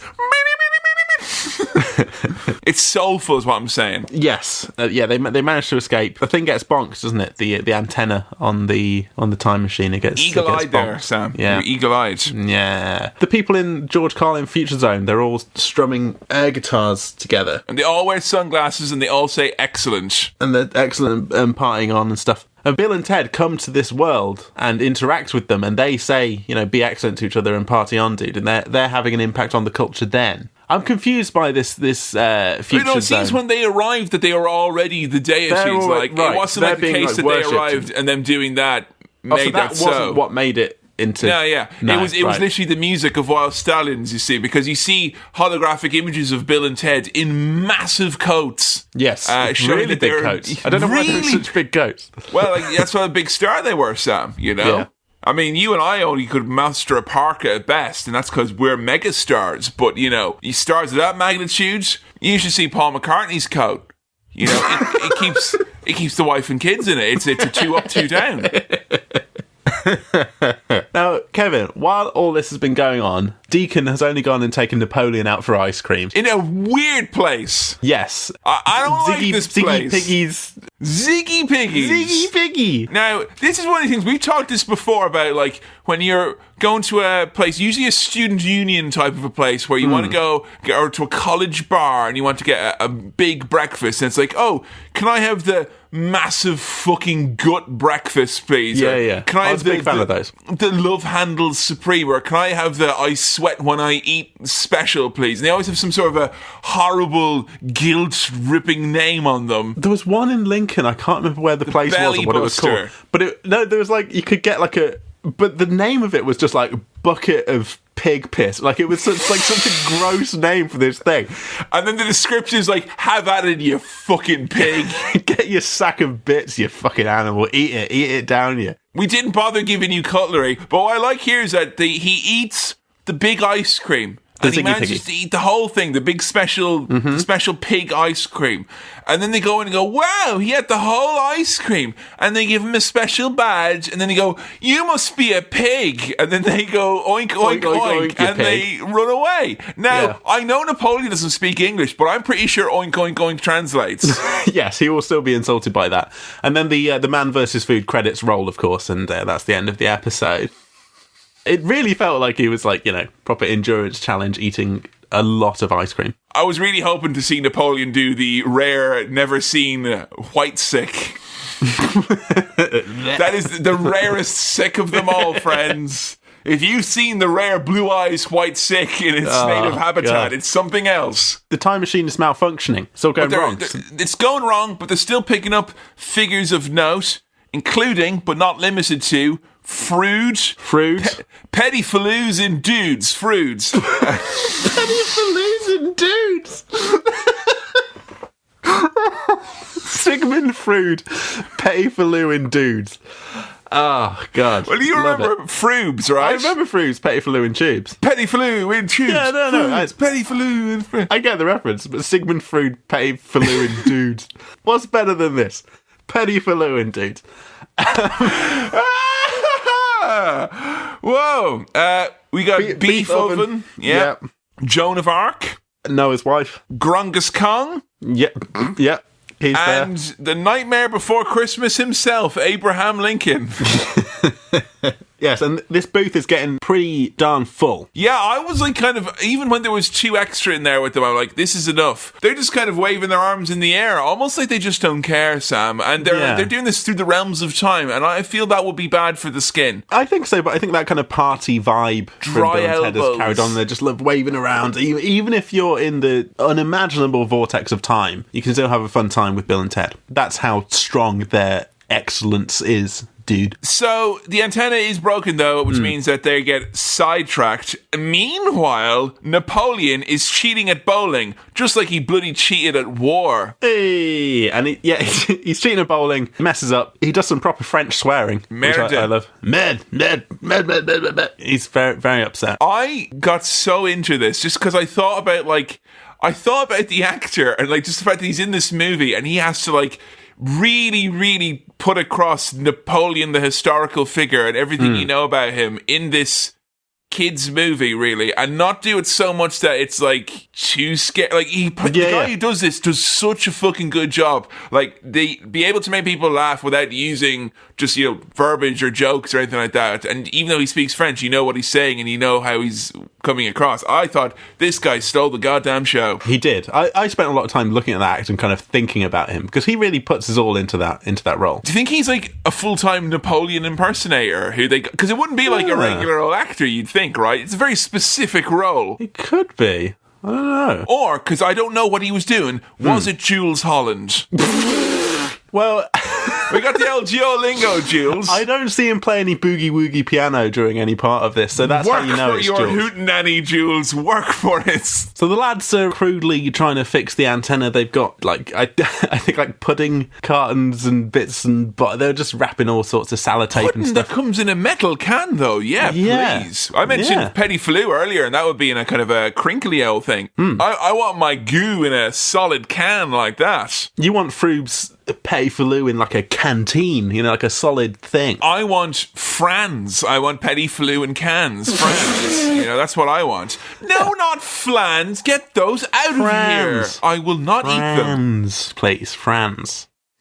So they try to fix the antenna. They end up back in the car park from the start. They meet themselves meeting again. Their past selves. They do the 69 dudes thing. They do the exact same lines that they've heard themselves say before. But they don't realise. That's the thing. What I love about it is that they're just so kind of happy. That's just them being authentically themselves. They're not trying to remember what they said and repeating it. They're just doing it because that's who they are. Like time travel poses so many more questions and headaches, really, if you had a character who would be like, wait a minute, I've said this to them before. What should I say now? Will this impact it? And then all of a sudden you realise it's the time paradox, Snake. What have you done? But these guys are such vacant idiots that they're just like, oh, wow, it's us. You're going to have a great adventure. 69, dude! Yeah! And they end up, after that, back at Bill's stepmom's. And they only have 2 hours to go until big main event. And for some reason, the historical figures have to help out with chores. I can't remember why, but Missy won't give them a lift until Bill has done his chores. I'll tell you what, furthering his fetish even more, like. It's been a while since I've seen a fast motion montage in a film set to jaunty music. Very jaunty. Yeah. That kind of fun, everyone's moving around at double speed. I mean, say what you will, Sam, it does look goofy, but if you want to clean the house really fast, it is the most efficient way to do it. Like, you know? Get a bunch of historical figures from the past to come and help you. It's how I did Christmas decorations this year. It's how I took down the Christmas decorations in Fast Forward. Oh, I thought you meant you got the help of historical figures, but you meant you just pressed like 2 times on the remote. I was up to 16 at one point, though. Okay. Not going to the full 30, though, because then you can't... No, because then you get lost in the vortex, so you do, and you wouldn't want that. Now, it's bad on the legs, particularly coming up to Christmas. They get to Deacon, who has ditched Napoleon, and they confront him by saying, "You ditched Napoleon?" And his response... "He was a dick," is a great response from Deacon there. I mean, that could have been your fact for Napoleon, is that he was a dick. Now, I didn't twig earlier. Ted briefly mentions that there's a water park called Waterloo, and they love water parks. That's like for them, it's like pizza for the Teenage Mutant Ninja Hero Turtles. Guitars are up there. Water parks are pretty close second, probably, for these lads. A babe with an axe in a wapa? That's a water park. Most very good. I didn't twig that thing that water park is called Waterloo, and it's Napoleon going to Waterloo. He's finally going to Waterloo. There we go. And that's where he goes. I can't tell if that's because it's called Waterloo and he just goes there because it's Waterloo, or because he genuinely is, attracted to the idea of water slides. But he has a great time there. Mamma mia! I'm in Waterloo! Wow, wow, wow, wow, Waterloo! That's how it goes, isn't it? Gimme a ride to Waterloo. So he's having a fun time at the water park. He's knocking kids out of the way, loving it, having a great time. Hijinks are ensuing So here. many hijinks. All of these guys. Joan of Arc is getting into aerobics. Beethoven is being upsold by a keyboard salesman. They're all having great fun hijinks. Basically what's happened, Sam, is they're having too many hijinks concurrently, and a mall can only handle so many individual hijinks one at a time. When they all happen at once, they just tipped it over. 5-star wanted rating. They've been left by Bill and Ted to kind of enjoy modern, for them, Californian and American culture and see what they think of it and report back. So the best place to leave them is a shopping mall, right? Yeah, that's where you get all of your America. Because they don't have any culture, and that's what they have instead. And that is as good as it, yeah? It's as good as it. No, it is. It's the same all right. thing. Yeah. Oh, opera and ballet. We've got Orange Julius. Yeah, they all get in too much trouble when they get arrested by mall cops, but the mall cops are real cops because they go to real police prison. Genghis Khan using a skateboard is almost as cool as Legolas using a shield as a skateboard, but I'm not sure if it's as cool or not. Genghis on a skateboard, I know, it's serious. What a brilliant scene. I'm glad there's a skateboard in here. I was delighted to see some sick moves from Genghis. They all get booked by Dad, and that's the worst, when your dad arrests all your friends. Let him out of jail, Dad. Oh my God. I didn't realise up until this point that Ted's dad was a cop. Yeah, because he had an NRA windbreaker on earlier. I just called him Gun Dad. That's what I called him. Gun Dad. Go ask your gun father. I'm not getting involved. I'll say those sounded like characters that you'd unlock in Tekken, but that might be too niche that you would have Gun Dad in there. Oh, I thought it'd be like a really angry 8-year-old boy. It'd be like, who are your characters you're drawing in your book? Like, this is Gun Dad. You're not allowed to look at him. Get away, Dad. This is Gun Dad. I don't need you anymore. I've got Gun Dad right here. And Gun Dad doesn't ground me, and he doesn't try and tell me who my mates are, yeah? I love that while all this is happening, we cut back to the reports happening. # big presentation. These oral reports happening in front of the entire class. This surely can't happen in the American school system. Is this a real thing? They'll come up and give a presentation in front of everyone in the entire school, by the looks of things, or at least the year group. Literally, when I watched this, what I thought was, because they show this big speech, and it's quite a good speech, the first one they show, it's very thoughtful, and then they cut to Bill and Ted's teacher looking at it, and they're looking at his watch, and I'm like, oh, is their history teacher so good that he also works as an academic, and this is at a big conference down the road, and he's like, I gotta get to that big presentation for Bill and Ted, which will be in front of 10 people. No, this is a presentation. This is a big production. Yeah, please. Then we have some Bill and Ted planning to steal Ted's dad's keys, which he lost earlier in the film, after they've done the report, but in the past, so that they can leave them for themselves in the present. Oh, I do like a bit of trippy time travel stuff, because this is very trippy time travel stuff. Whoa, dude, later on we'll steal keys from your dad in the past and leave them from ourselves now in the here and now, man. Whoa! Dude. This is a movie that is much more concerned with the fun things you could do with time travel than any of the consequences. Oh, it doesn't really matter. Because Back to the Future is just constant consequence. Yeah. The reason we're going back in the first place is because something is already wrong with time travel. I just love its constant problems. And this is just wow, I can put my dad in a bin if I just think about it hard enough. Yay, time travel! They've left themselves a future message that tells them when to duck to get out of the way of someone, and the trash can on the head thing. I don't know how time travel has made that possible, but it's just a bit of fun, and it says Wild Stallions rules on the trash can, which is getting the branding across, And then they all come back. They get there in the end. They get to high school. It's time for the presentation, and they've brought all of their historical friends along with them. And also the crew who've put together this light and sound show for them. I mean, that must have happened off screen, because that would have taken a long time and they didn't have much time left. A lot of choreography there. Billy the Kid shooting a gun in a high school. Oh boy, was it a different time back then in America. Am I right? Jeez. He could shoot a gun and you could get a round of applause for it. Yeah, that ain't happening again anytime soon. And Bill finally goofs about having a minor Oedipal complex because of his hot stepmom. And that also means he wants to kill his dad as well, just so we're aware of that, right? Yeah. That's what you get for having sex with my mom and your mom in my room. Ah! I want gun dad, not you. Get away from me.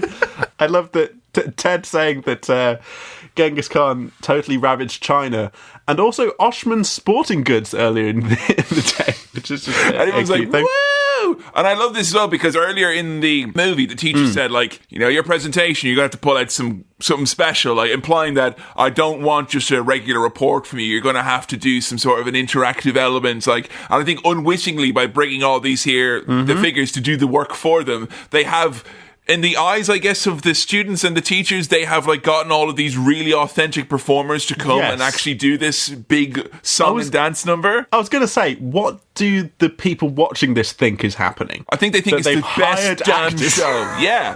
Yeah, I mean, fair enough. That would still be amazing. And it gets a big response from the crowd. Abraham Lincoln saying, "Party on, dudes." Yeah, they get Lincoln is in the main event. Like, you keep him for the main event slot, obviously. I don't know if you've ever done a oral report or a presentation or anything like that was so good that an encore is demanded of you. Has that ever happened? Oh, no, I will say, I mean, I've done a lot of speeches in my time, and like, I have went back on when we've done comedy. I went on and I've told another joke, and then it's never been as good as the one that I'd already done. So no, because there's a tip for aspiring stand-up artists. If they say more, no way in hell that your next joke, because you've already used your best jokes. Yes. Not only your best joke, your best 3 jokes. Yeah, you will have opened with your second best joke and closed with your first best joke. What are you going to come on with at the end? Your third best joke? You put that in the middle. There was a stand-up comedian I saw once in Ireland who was from America, and he did a killer, like, 1.5 hour set. He fucking slayed. It was so good, and people were literally begging him in tears of laughter to come back on and tell another joke. He's like, okay. Then he just stood up and complained for 10 minutes about central heating systems and immersion heaters in Ireland and how they're different than in America. And it was just like, oh. And at the end, we had all just kind of gotten angry at him for having a pop at our immersion. Yeah, you have to plan to have your hot water. What's the matter? Can't you plan your day? And yeah, we just kind of felt it ruined it. But one time I did get at a debate, I did a point of information at the end, right? Yeah. And I was a big time debater back in the day. I was gold medal winning debater in skill. Sure. And I made a point at the end that was a really good point, and everyone started clapping, and then some people just started going, woo! And I just put my hand in the air because I didn't know what to do. Right. So I just went like that. So you made a really good point. You were like, actually, mate, you're a wanker. Woo! Yeah, and that's what I imagine it had debating that effect, is like. but it was like a fact. The person had misrepresented something about like science. I think You could have cloning. dropped a mic, is what you could have done. That might have been a thing. But this is maybe... my speaking voice is too loud to necessitate the amplification. Right, yeah. Yeah, I think any speech where you're asked to come back and do more is like, that's not how speeches work. I mean, it's absolutely an A+ speech, you know. They've got that A+. Is there anything other than music that could have an effective encore? Because if someone's done a great dance, you're going to go on, dance some more, motherfucker. I don't know. It's inappropriate. I mean, music is fine. I think comedy, sometimes it can happen. Have you ever seen a comedian do a comeback joke that's been as good as the material they had already done? No. But like, I guess, like, they are... Sometimes stand-up will structure their act that when they go off, they know they're going to come back on and do a little extra bit at the end. That's not the same. Different. That's different. That's not being tempted. An actual impromptu encore. Yeah. I mean, if you're a musician, you can play a couple of extra songs. It's when you've run out of stuff and you then try and like fill the void with some extra bits and bobs. I'm glad Bill and Ted didn't do it. They didn't come back and go, hey guys, we found another historical figure, but we haven't had time to rig up the lighting rig or really learn anything from anything. So, here we go. So they head back in time and send everyone off to their various locations. We come back a little bit later and they've got an A+ in their report, but they still seem to be back in the same old rut they were in the first place, which is not really knowing what to do first, but they do seem to realise now that they need to learn their instruments first to learn how to play. And finally. Rufus as way of thanks for their service to his utopian society, has stolen 2 women from their home to Yes. give them as gifts. Now I think about it, the idea of here are some guitars as gifts and also women as gifts. To me, these are the same things. Like, the more I thought about this bit, the more angry I got, because, like, one of the things that makes me most angry in Star Wars is when Luke is like, I give you a gift, Jabba, these 2 droids. And they're like, what? You didn't okay this with us? Yeah. I'm like, those are fucking droids. It's basically like an iPad and a Zune. You can't do that with real life humans. It's weird to give anyone a person or, anything that has A thoughts. person's not just for Christmas. No. Because you have to feed a person, don't you? To be fair, mate, the bodacious babes seem to be on board. And they want to go to prom and have a good prom time. And I mean, they have 15th century England was a bit shit. Yeah, and they've been introduced to shopping malls. Which is, I mean, that's where all the historical figures went to enjoy American culture, and now they've been taken as well, and they enjoy it. When this crown catches up to the 80s, will they have a season where these 2 are represented as well, like, and how they've grown distant from their husbands, Bill and Ted? I hope so. It was a big scandal at the time, from what I remember. So. Yes. We get Rufus shredding a sick solo, which is fun. George Carlin playing a bit of guitar there. One thing I really don't like, and we haven't had to talk about this much in many films, I don't think, is that any movie moment where you get someone playing guitar and they can't play guitar, I can tell that they can't play guitar. Yeah. Is the thing. Really? Whereas You that good? So, no, but like if you just get someone kind of like, I can tell from the chord shapes and the, whether or not they're strumming in time to the thing. But this is so clearly the upper shot of like, from like chest upwards of George Carlin, and then from chest downwards, you cut to a different shot, close up, of someone else playing guitar. Like, it's so obviously not him, and it's just, that I enjoy that. I'd rather that than have George Carlin look like he's kind of doing a solo and overdub the solo on top of it and it not look quite right. This is just a very technical thing for me, but it grinds my gears when you see someone trying to look like they can play guitar and they can't. I mean, I can understand your point. Not, I don't play any musical instrument, and I can't. I've always struggled to even Your voice learn is your anything. What's exactly? My hands are my instruments. That's not quite what I said, but okay. And I'll go up there on the stage. I go, what now? And that's how you won that debate. I clapped the loudest, right in his fucking face, mate. But in movies where people play video games with controllers, particularly Tony Soprano. Tony Soprano playing Yeah. Mario Kart. What way are you playing, mate? You playing GoldenEye, mate? What the fuck are you He's playing doing? it Like? one-handed, I think. Oh, lovely. Yeah. No, yeah, that's exactly the kind of a parallel. Yeah, you understand. Right, now, here's a question. Rufus jams with them. Yeah. Band is terrible. He's like, they'll get better. Am I right, folks? I'm George Carlin. Wow. Credits roll. And then The Darkness plays us out. This sounded so like I Believe in a Thing Called Love. What the fuck? Lots of homework here now, isn't it? Yeah. This movie's like one of those essays that should be on a website that you could download and alter. Do you remember Website? I remember them. Yeah, I mean, The Darkness were a tribute to that kind of hair metal-y stuff. The kind of, almost a pastiche of those things. A very good pastiche, but a pastiche nonetheless. Oh, I could really eat a lovely big Greg's pastiche right now, couldn't you? Ah, lovely. Cheese and onion. Vegan steak bake, yes please. I was going to have a pastiche bake later myself, but you know. Kevin, hey. Hey, I had a good time. did you have a good time? I had a most excellent time, dude. So what was it that, I mean, that's the word in question. Like, was it, you know, we're all being Was it an excellent to excellent each other. adventure? Was the movie excellent to you? It was a very, very good adventure to me. And you know what? For something that my main strong memory of was that how, like, triumphantly late 80s, early 90s, like, it's like... Most triumphant. It is such a fucking tribute to that era. Yeah. Stuff like that always ages terribly. Always. This was alright. It was all right, you know. And was yeah, there's all right. not that there's not a couple of bits in there, but I mean, this ain't like watching the fucking Breakfast Club. Go watch that again, folks. Oof. Have a good time. Oof. Like, Oof. have you seen that? Yes.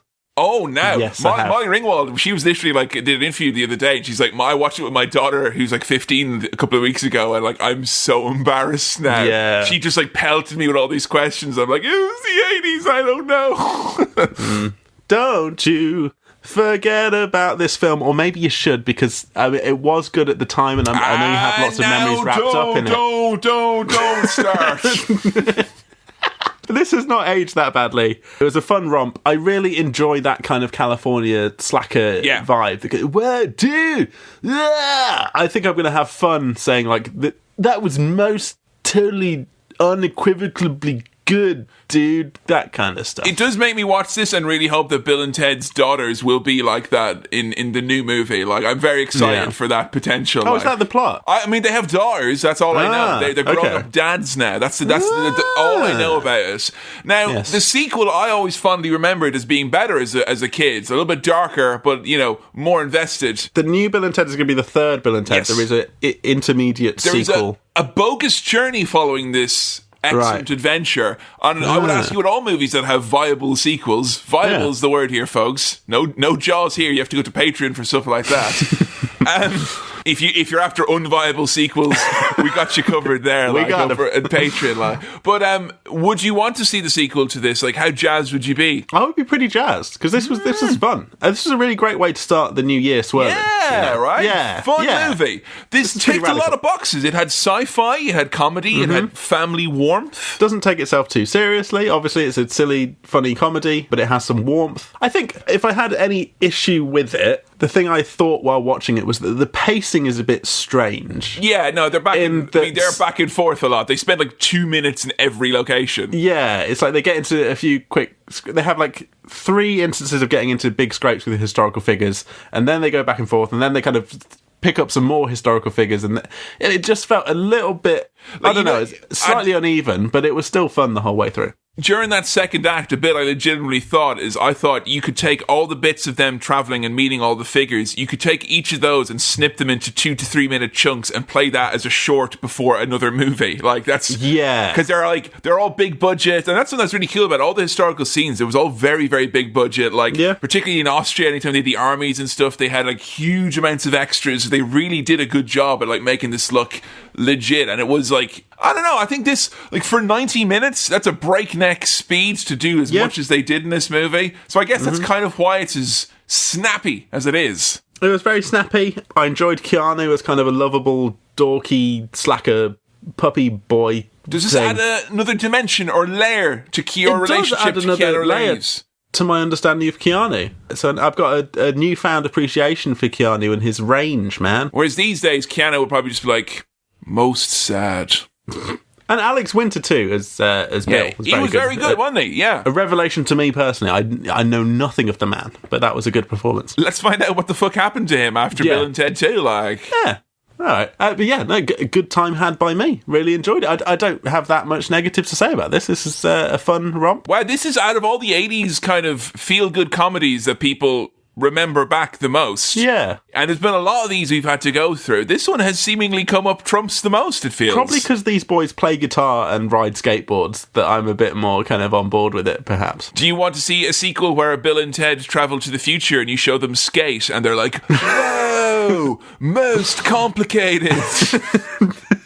Whoa, dude, deep learning curve, but actually really rewarding once you get past that. Yeah, I would like that if just the whole time it's just a Bill and Ted Let's Play of skate. But yeah, no, and I don't know what the sequel would involve, but I'd be curious. Do they go to the future? Well, I think we could be having a sequel swirl at some point in the early spring, perhaps, if the cards align right. We shall see. We shall see. Well then, Sam, last thing. And you've had all of your thoughts, your feelings, but we need your star wipe rating, my friend. What do you give Bill and Ted's Excellent Adventure? A most reasonable 4 star wipes, dude. Not bad. You heard it here first. Hey, thank you for listening to another episode of Cinema Swirl. This episode was produced by Kevin, it was edited by me, Sam, and the music was also by me. If you want to support the show directly and get access to our monthly bonus show, Cinema Swirl, patreon.com/Cinema Swirl is the way to go. If you want to follow us on the socials, we're at Cinema Swirl on Twitter and facebook.com/Cinema Swirl on Facebook. If you have any questions, queries, comments, or other stuff for the mailbag, then please send them on in to cinemaswirl@gmail.com. That's cinemaswirl@gmail.com. Please do keep recommending the show to friends or leaving reviews on whichever podcast thing you use. Hey, we're now on Spotify as well, if that's your preference. You can head over to Spotify and search for Cinema Swirl. Alright, see you next time. Bye.